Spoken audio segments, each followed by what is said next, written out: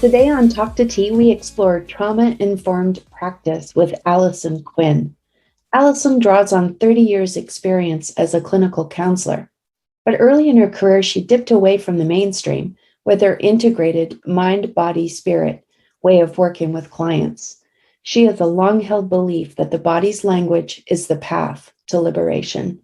Her Zen-like nature creates a safe space to explore a fascinating and timely topic.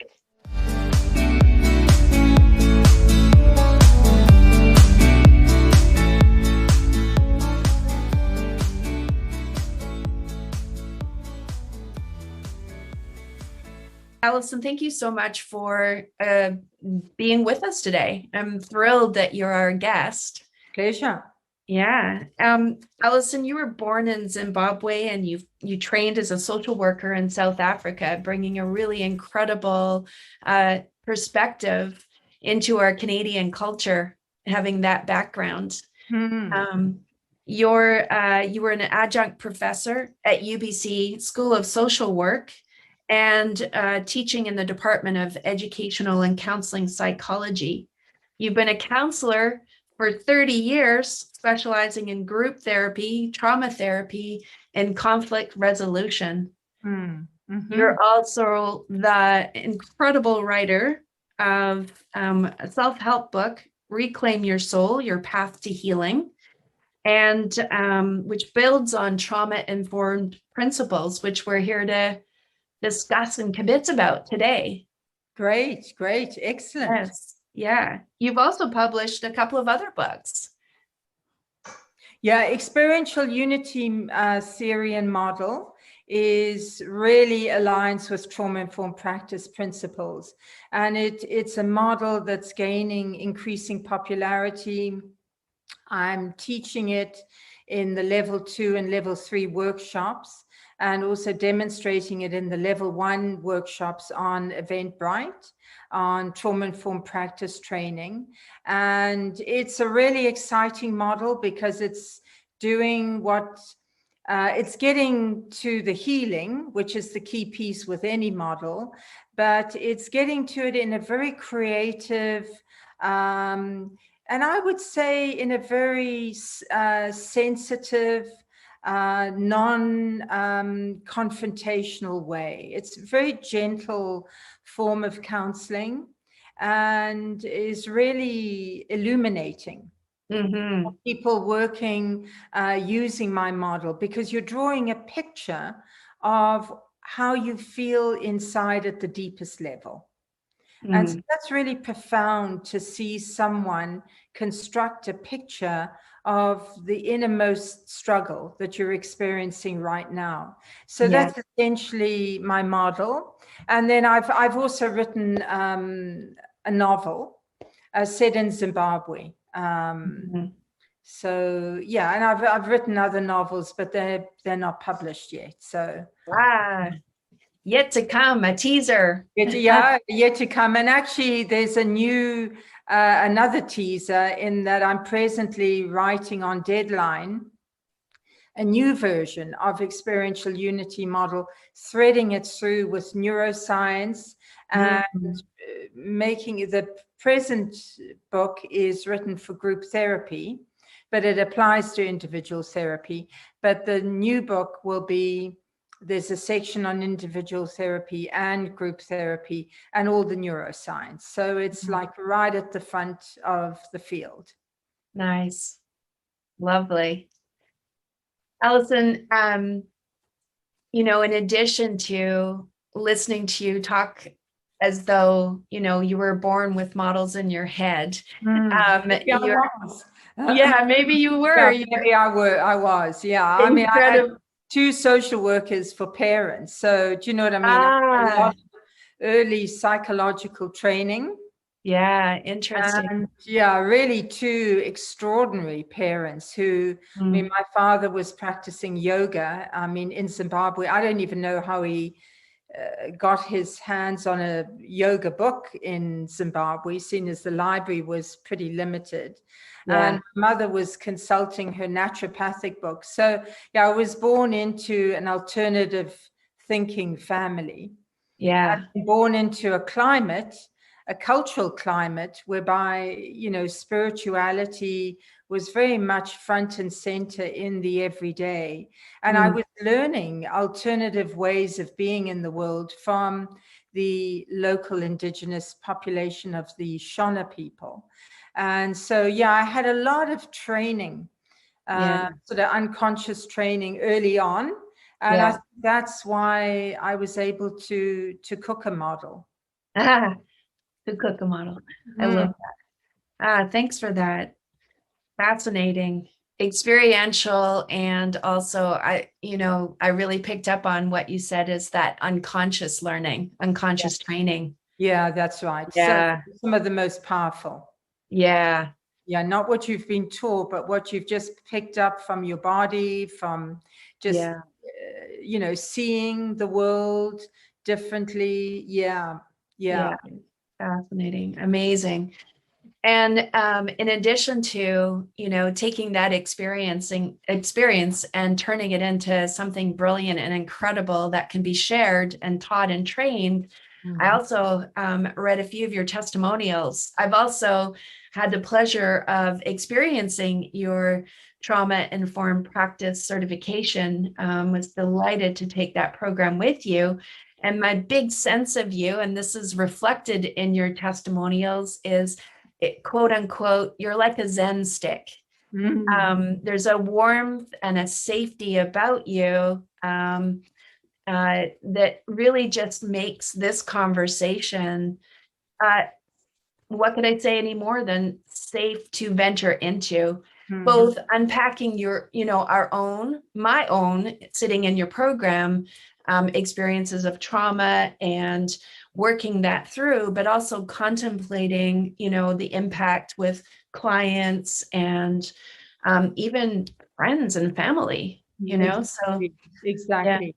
And that's, well, I come at it with so much heart and passion, but I Mhm. also come at it with having worked through, my own trauma, Mhm. and also really realizing how much trauma impacts our lives. And I'm saying that sort of across the board, because we think only the people that are knocking on the door of the mental health center, or repeatedly knocking on the door of their therapists, that only they have trauma. But actually, under COVID, I mean, what we're learning is, what does trauma need to rise? I mean, how I see trauma is in implicit memory. So this is the neuroscientists letting us know how trauma is held in our bodies. So something may have occurred at 5 years old. Say, for instance, you saw your parents fighting, or something happened where you felt completely overwhelmed. So that emotion that you felt then, so say it was helplessness, you couldn't fix your parents, right? Mhm. So say it was helplessness, so that helplessness now sits in your body. So say it's your shoulders, like your shoulders are never really comfortable. There's always a little twinge in your shoulders, or maybe it's your stomach. Maybe it presents in IBS or something like that. Mhm. And so that this interesting thing about trauma that I didn't realize until I sort of looked at my own life, and then looked at the people that I was working with, looked at their lives, is, say, for instance, helplessness has been sitting in your body since 5 years old. Mm. You are now unconsciously attracting situations that will trigger helplessness. Mm. Now that's living torture. I mean, Yes. this is the very emotion you want to avoid. Mhm. If you had to choose from a whole smorgasbord of feelings, this is the one that you want to avoid, because at 5 years old, Yeah. when you felt it, you had no explanation. You didn't have the adult rationalizations. So you were so vulnerable when you felt it. So Mm-hmm. you can imagine the intensity of that helplessness. Now, Mm. say, for instance, you attract a partner that has, say, concerns around drinking, Mm-hmm. and you feel helpless, right, to help the person. You can see the damage that it's causing them and how it's impacting their lives. But so that same helplessness that you felt at 5 years old is now going to be triggered. Mm-hmm. So that's why, I'm so passionate about the world getting on to trauma, because the suffering is so immense. Mm-hmm. And when that is triggered, you can't even think straight. I Yeah. mean, your whole body is activated. You go into fight or flight, or you freeze.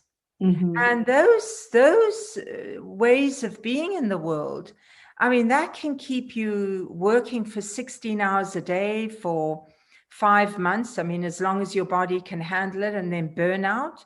Or the freeze can have you immobilized in home, not leaving your apartment. So you can understand under COVID Mm-hmm. just how intense the situation is, because it's all the fear and uncertainty of COVID. Those emotions are like an earthquake under our bodies, and they're just shaking it all up, Mm. and it's rising to the surface. Mm. And so it's so critical when it rises to the surface that we do something effective, because otherwise we can get stuck in patterns of behavior like obsessive compulsive, perfectionism, procrastination for years. I mean, Mm-hmm. we can lose years of our life Yeah. and the fullness of our life if we're not paying attention to trauma. To me, simply put, it's our path to liberation. Mm. So that is why I'm so passionate, because I work with people who get on the path. My model is very effective. And it's non-intrusive. We're drawing drawings, and you don't have to. I think what people fear when they go for counseling and talk therapy has encouraged people to talk about the thing that they find most painful. Yeah. And that's not helpful. Mm. Say, for instance, with my drawings, what we do is say we draw the two parents having an argument. And here's the child, and we draw this little child. And then we just put a heart on her and we say, what is she feeling? So we don't need the details. We Mm. just want to release the trauma through getting to all the feelings. And so actually, we can move through trauma with some ease and grace if we're following a model that honors the body and doesn't encourage too much talk therapy, therefore too much detail, and then an activation of the trauma. Mm.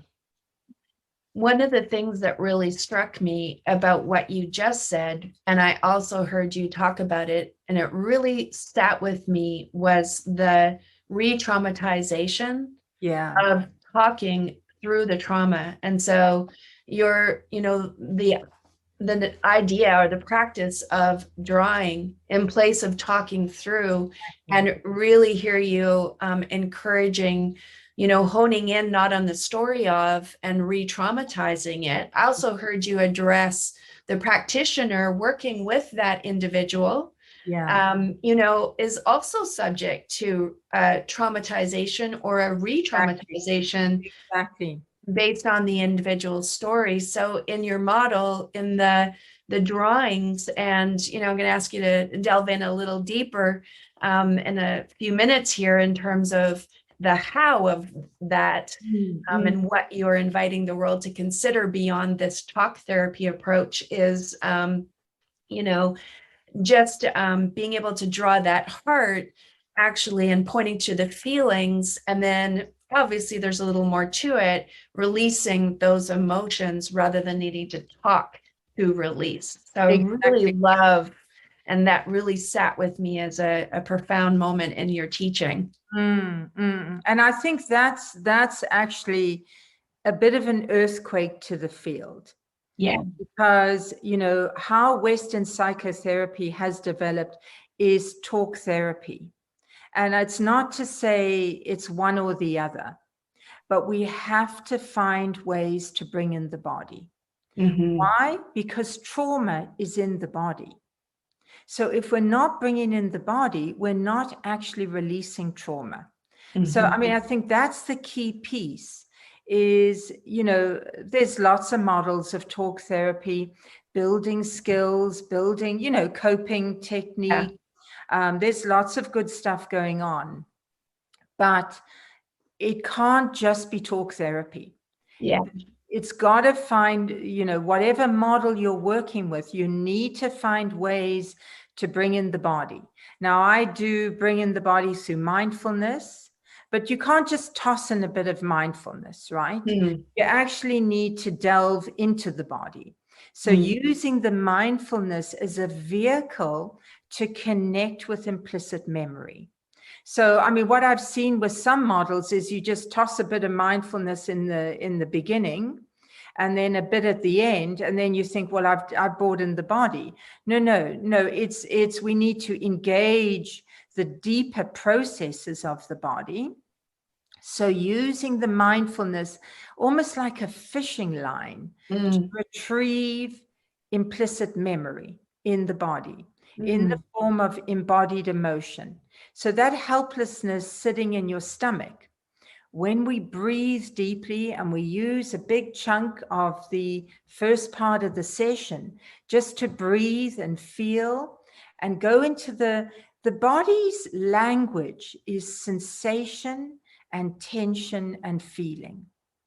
So Mm. we've got to meet the body where it's at. I mean, if we're doing a whole bunch of analysis, we're actually not moving. We need to move into the body's language. Mm. And so now we're tuning. So what I ask when I'm working with people, let's both close our eyes, right? So I'm also sensing and intuiting with the person. And what are they feeling deep in their body? And let's name it if Mm. possible. So say it's helplessness. Then I ask the client, well, what's the helplessness about?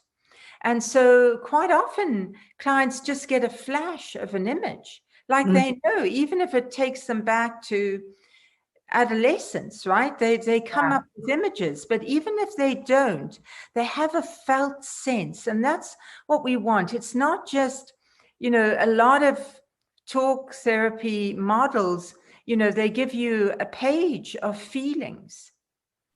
But that's not what we want. We want the felt sense of the experience.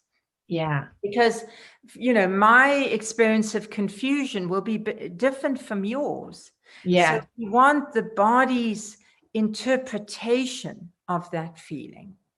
So that's what I Love mean it. by going into the body, really getting to the wisdom Mm-hmm. sitting in the body. And what I've learned through my own healing, cranial sacral therapy, and Mm-hmm. my model works the same way, is the body teaches us what needs to be released right now.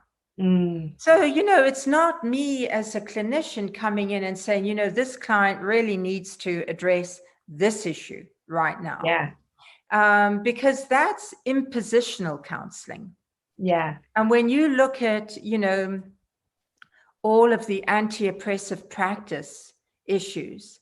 And this is particularly hot right now. I mean, given Mm-hmm. all the discrimination that has happened on so many levels, it's so important that any way that we work aligns with an anti-oppressive practice. Yeah. And what that means is aligning with the person's body, not me deciding where the therapy should go, but the person's body teaching me. So I think that that's what I find so inspiring about working this way is I'm now a student of Mm, the oh, person's somatic experience. I love that.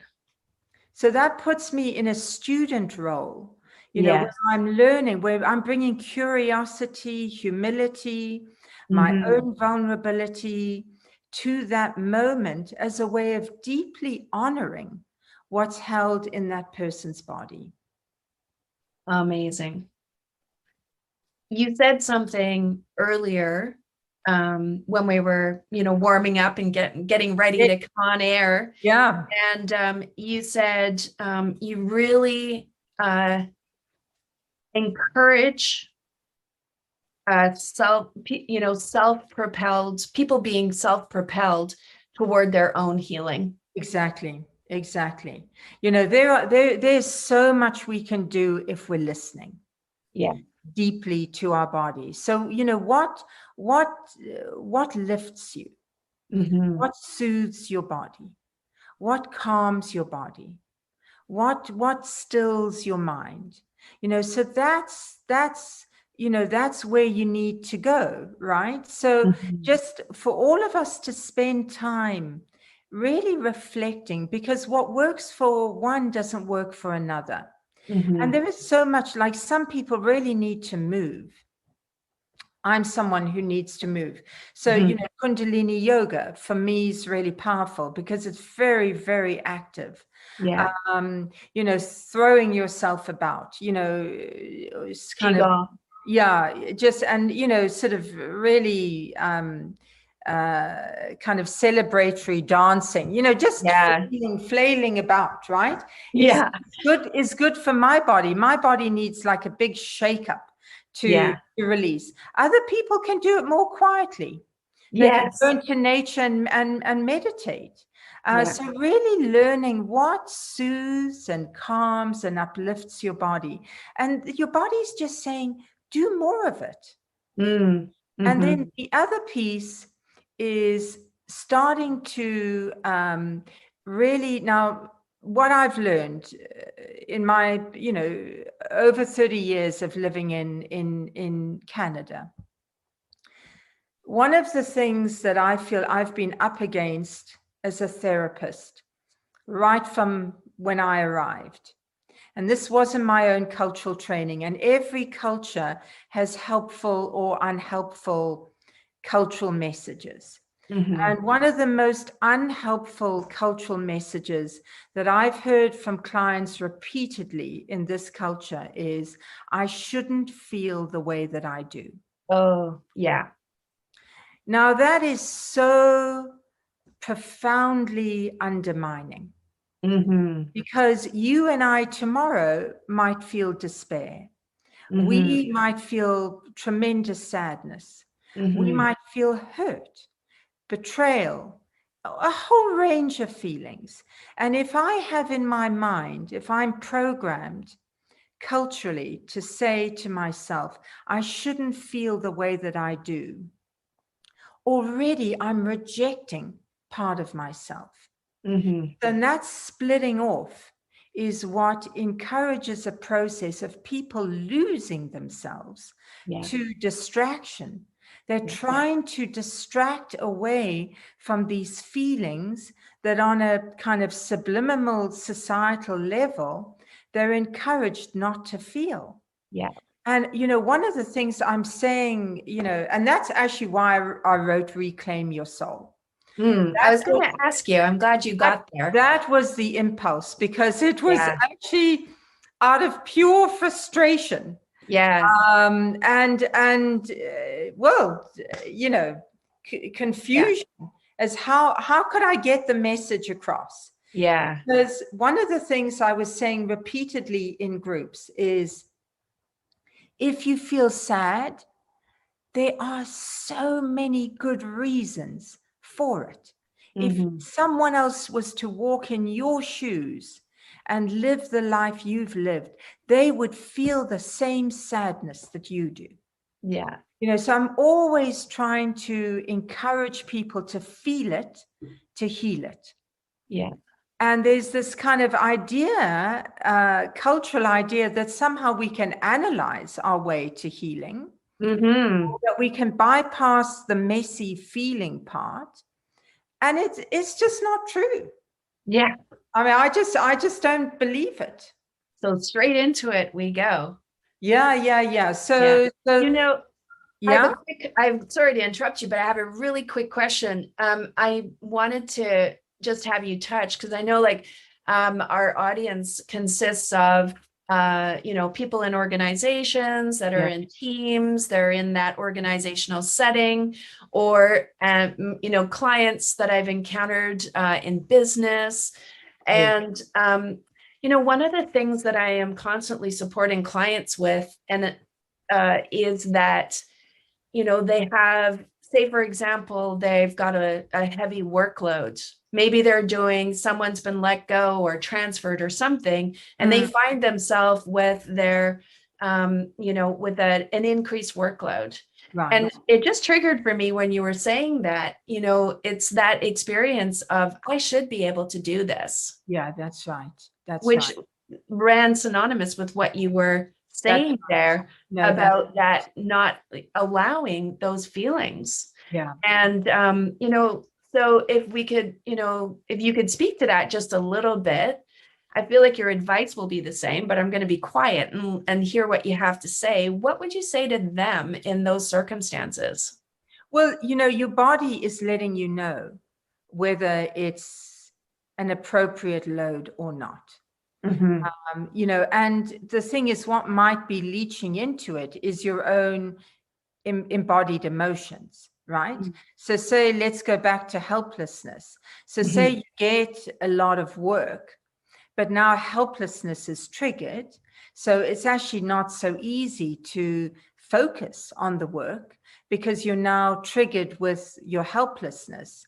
So a lot of it is really becoming aware of how your body's reacting to your work situation. For example, how is your body reacting to your boss, to your colleagues? Yeah. Are any of your team triggering your trauma? Mm. What can you do about that? I mean, do you need to assert yourself in some situation? Because is the person, how they're treating you, very similar to how you got treated in your earlier years? Or say, if, for instance, you were bullied Mm-hmm. as a teenager, are you getting the same tone from your colleague at work? And it's triggering that part of yourself. So Yeah. again, this is where we really need to get creative. We don't want to blame our work colleagues because it Right. keeps us very stuck and going deeper and deeper into a quagmire where our trauma is activated, their trauma is activated, and we just have one massive flare up. And, Mm-hmm. it's going to affect productivity. Yes. It's absolutely going to affect because you don't have the same concentration if your Yes. trauma is being triggered. Yeah. So really trusting what your body is feeling. If there's a particular person that's triggering you, what could you do? Sometimes we always think we'll talk to the person, but it may or may not be appropriate. First of all, becoming aware of what feelings are triggered Mm-hmm. when you're around this person, then looking at those particular feelings, let's say helplessness, disrespected, and distrusted, Yes. right? Yes. So do those have a long line in your body? And what I mean is, do those go back to earlier experiences of the original trauma? Mm. And if they do, it's your opportunity you can write a letter to those feelings. Helplessness, I'm sick of you showing up here. You're showing up in the workplace. I'm trying to be professional. So there's all sorts of creative ways. You can do a drawing. I mean, that's where experiential unity comes in. Yeah. You can go to my self-help book, read Helplessness in my self-help book, and see if you get some insights there. But Mm-hmm. essentially start to work with the feelings that are getting triggered in the workplace.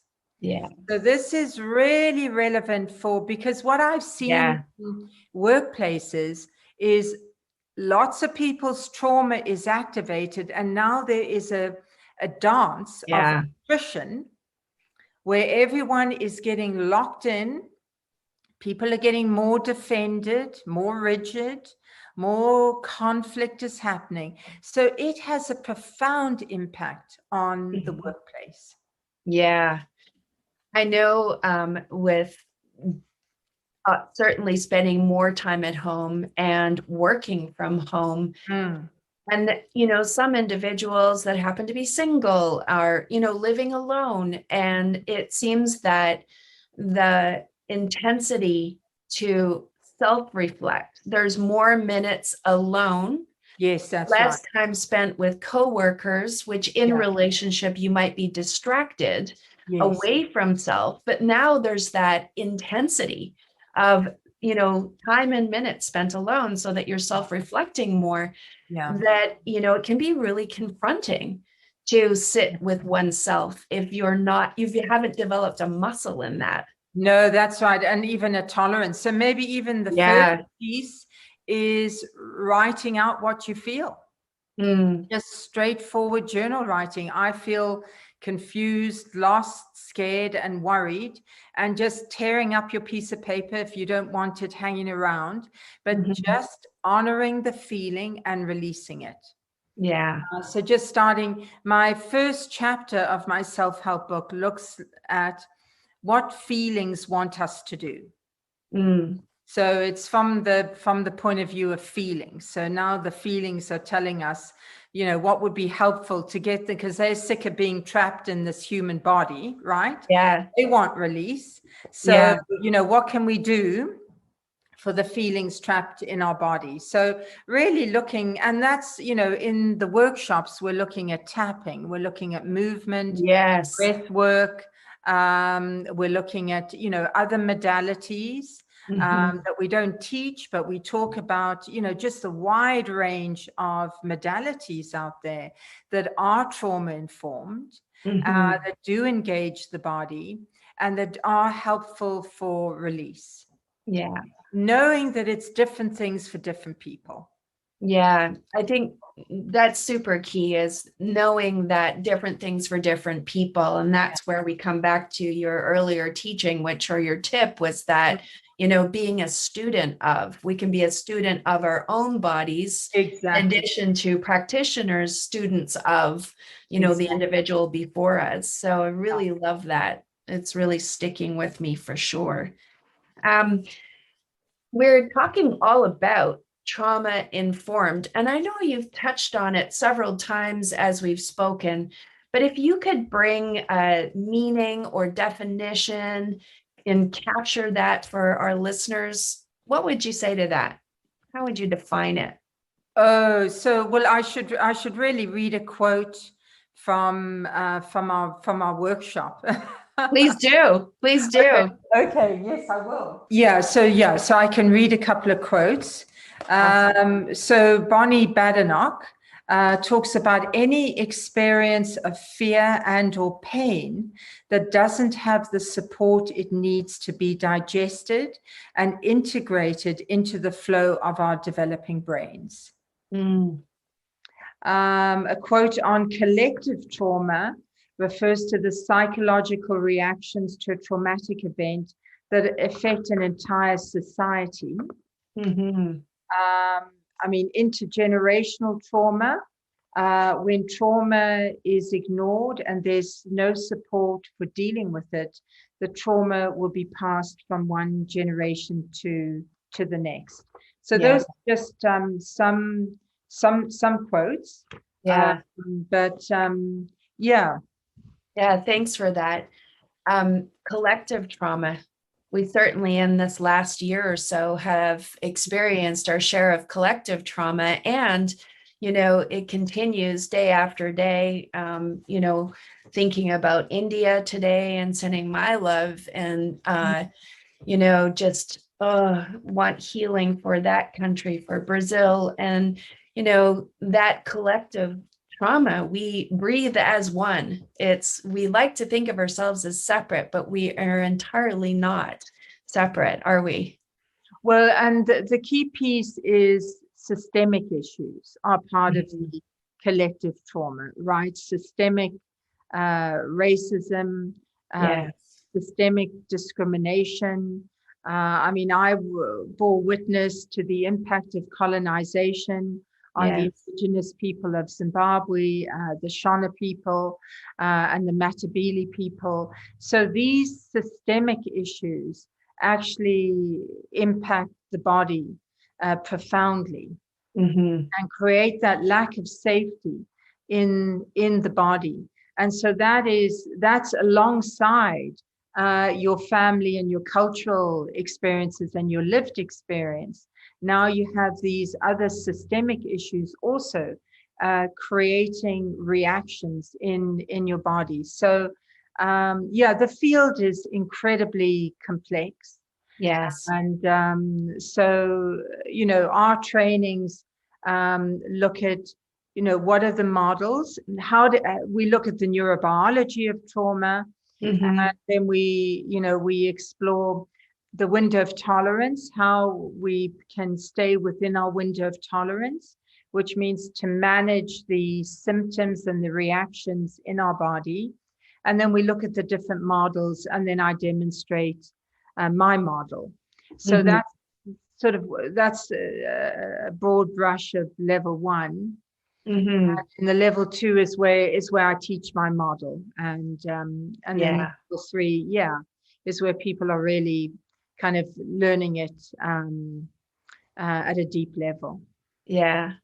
I love the opportunity that you presented in the way that you presented it with the levels that, it was about digesting the information and the experiential and the Yeah. opportunity to work through it. I super appreciated and hear your invitation often in my head to actually practice and dive in and to not be afraid of it. I think when we hear the word trauma, sometimes, especially if maybe perhaps you're, in an industry where, I think you and I talk about this a lot in our professions. Mm. However, if you're from an industry where not exactly in your everyday conversation, that it can be a daunting word, trauma. No, that's true. That's true. But if we just start to take it to a feeling level, what feelings am I feeling in my body right now? And just throughout the day, just because, what I like to, we make it really complicated. Yeah. But what I like to think about is a baby knows how to heal. Mm. And how does a baby heal? A baby feels what it feels so intensely, like it's just totally taken over its world, right? You look at a baby crying, every ounce of that baby is crying. I mean, it looks like even the toes are crying, right? Yeah. And so the baby just knows how to get the release. The baby's not saying, you know what, I'm just going to swallow these tears and this sadness right now, or this frustration, whatever the baby's feeling, and I'll kind of release it in 5 days or 5 years. A baby doesn't do that. A baby Yeah. says, I'm going to release it right here, right now. I don't care if we're in the middle of a supermarket. Yeah. I don't care what other people think. Yeah. I'm just going for it. I want the healing from my body right now. So I know, yell and scream, whatever I need to do, kick, whatever it is to get it out of my body. So that's essentially what we want to remember. And we Mhm. remember healing our bodies when we were young. We have that somatic memory. Yeah. So it's really just aligning with your body and befriending your body. It's got so much to teach. Well, I just feel my body has so much to teach me. Yes. I can think Absolutely. that, I've healed that. There's no way it's going to show up again. And then what happens? It it shows up. Yeah. So I think I know, but actually I don't know. Like my body knows, and I get inklings through dreams of what my body's processing, or I get, I sense Yes. the tension, but really the body's in charge. And quite often what people say is I've healed that stuff. And what I've learned is that feelings and experiences come in layers. So say if we had a very tough experience, maybe there's 10 layers of it. So Mm-hmm. maybe we've dealt with level 1 to 6. Well, that means level 7 can rise and Yes. release from the body. Yes. So, I asked my physio, when do I get this beautiful flat line? When do I get this absolutely extraordinary plateau, And Yeah. he said to me, maybe half an hour before you die, I mean, so I haven't Yeah. experienced any flat lines. So, I think it's just becoming more confident with what helps us release. Yes. So, and developing a lifestyle that doesn't numb the feelings. That's such a critical piece. Yes. And Yeah. I've dealt with that, well, I've addressed that, or parts of that, in both experiential unity model and reclaim your soul. The chapter 2 is the cultural traps to healing. Mm-hmm. Busyness being, a badge of honor in this society. I mean, Yeah. if you ask someone, oh, how have you been? I've been so busy, right? Yes. Well, that means you could have lost yourself in that busyness. You could have lost connection with Mm-hmm. your body. So now you're a bit of an autumn leaf blowing around in the wind. So Yes. you might have got busy and seduced yourself that this is a good thing. But actually, if you've lost contact with your body, you're free floating right now. You're actually really vulnerable. Mm-hmm.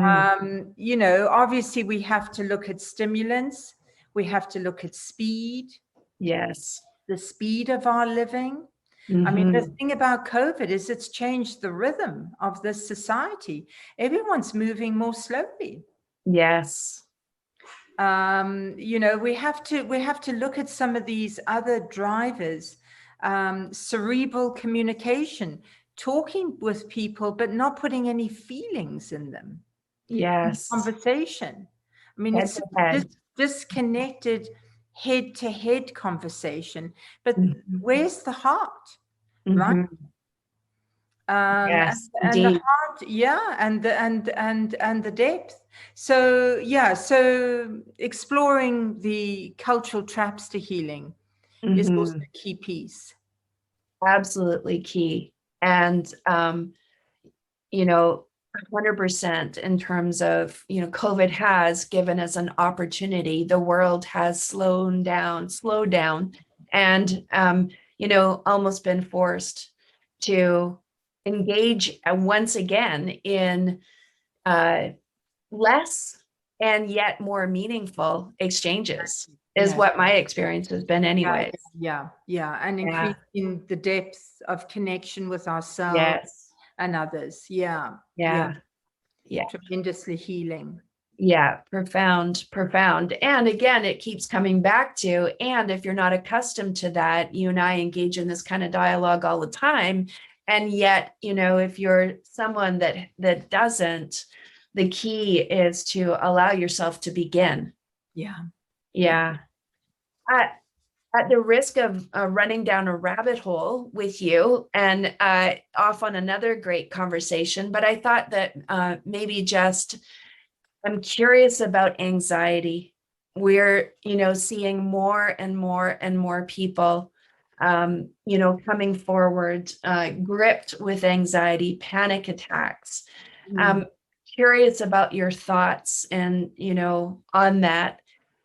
So yeah, Mhm. I mean, what I say with anxiety and stress and overwhelmed and anger, that these are umbrella feelings. So essentially what it's saying is your body's got feelings trapped in it and they're not being released. I mean, panic attacks is, I feel, is the body's way of, there's just so much feeling trapped in the body. It's the body's way of just getting some air, some movement going. Yeah, just to kind of get a release. Yeah. So I think anxiety just says, look inside. Yes. I think stress says the same. Anger and irritability, I mean, again, often surface feelings. So look inside, go deeper. What's trapped in the body? Yeah. Opportunity to look and address. And I love that term, umbrella feeling. Yeah. So sitting on the top, on the surface. Yeah. Fantastic. Alyson, is there anything that I have not asked you today that you would love? I think we've covered it all. And we could probably cover a whole other few hours more on this topic, both near and dear to our hearts. And absolutely. Yeah.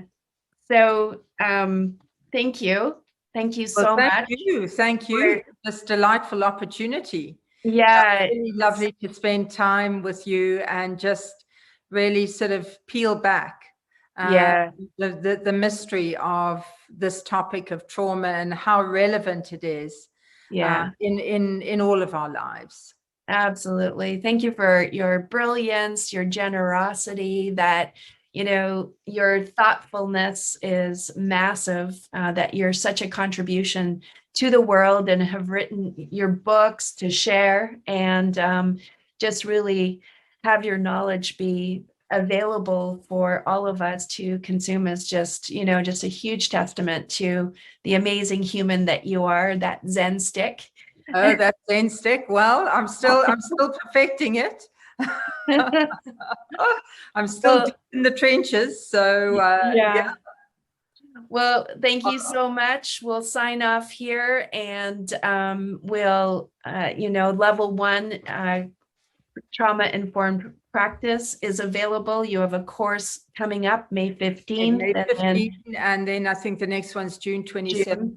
Essentially, they're every month, and you can come as an individual to be curious about how to heal yourself, or you can come as an organization with enough colleagues in your organization to now bring this awareness into the organization, or you can come as your role as a counselor, a teacher. We've had lawyers, we've had filmmakers, we've had police, nurses, naturopaths, doctors. It's just so wide open on how, and nurses, how many people are gaining from this topic. So thank you. We're just thrilled to have people attend. Amazing. And again, I can't iterate enough the safe environment and the opportunity to practice. So if it's not something someone has ever thought of doing before, some people are, health sciences, not for me. I'm a mathematician or an engineer or, and again, I just can't stress enough that your environment is so safe, so inviting, and there's so much permission to explore. So thanks for being creating that container for all of us. Great. Well, wonderful. Great to chat, Tracy. Yes. Thanks so much. Thank you. I hope you've enjoyed this episode of Talk to Tea with the brilliant Alyson Quinn. If you haven't done so already, don't forget to subscribe. And until we meet again, remember, always leave room for a little magic in your life.